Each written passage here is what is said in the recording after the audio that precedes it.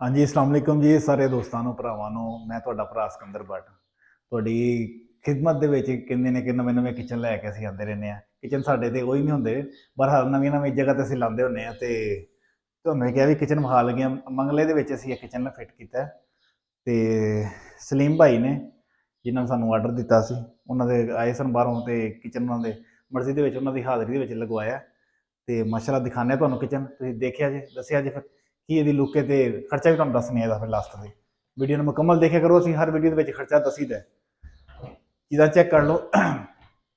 Grey colour लगा हुआ है, ब्लैक एलूमीनियम हैंडल्स लगे हुए हैं, पार्टेक्स का बॉक्स लगा हुआ है ते बिस्मिल्लाह वाला हुड लगा हुआ साडा। ठीक है, उतों तक रिकवर किया हुआ है।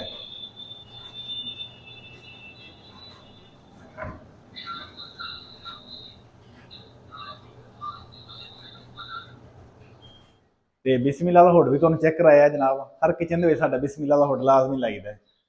उस तो बाद अगली तरफ आ जाइए तो लाइटां भी लगा के दित्तियां ने। मुकम्मल खर्चा जनाब दसांगे तुहानूं। ठीक है, चीज़ां पहलां वेख लो कि असीं किहड़ी चीज़ दे पैसे दसने आ, किन्नी पैमाइश दे दसने आ। 2000 रुपये फुट के नाल साडा इहदा रेट हुंदा है। ठीक है, तो असैसरी विच अलहदा हुंदी है। हुण इहदे च बलीटन है, एक अलहदा चीज़ है। 95,000 रुपये का बलीटन है वाला जिहड़ा कस्टमर ने खुद लिआंदा है।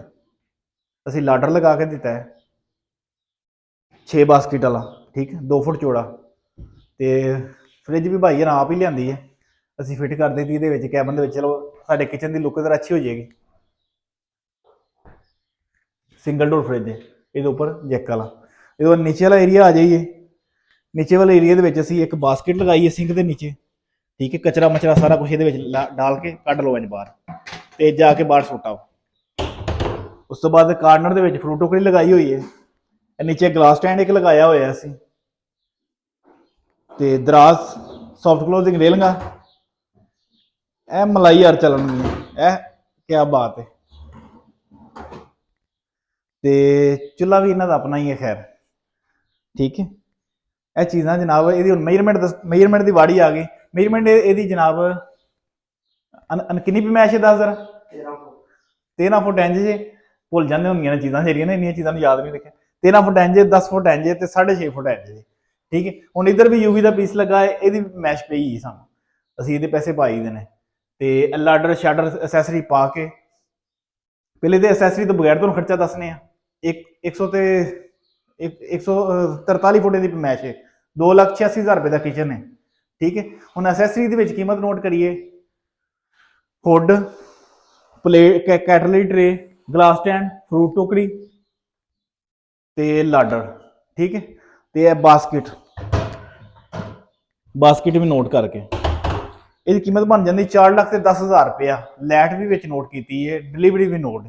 4,10,000 रुपये के असीं किचन मंगले दे विच असीं फिट किया है।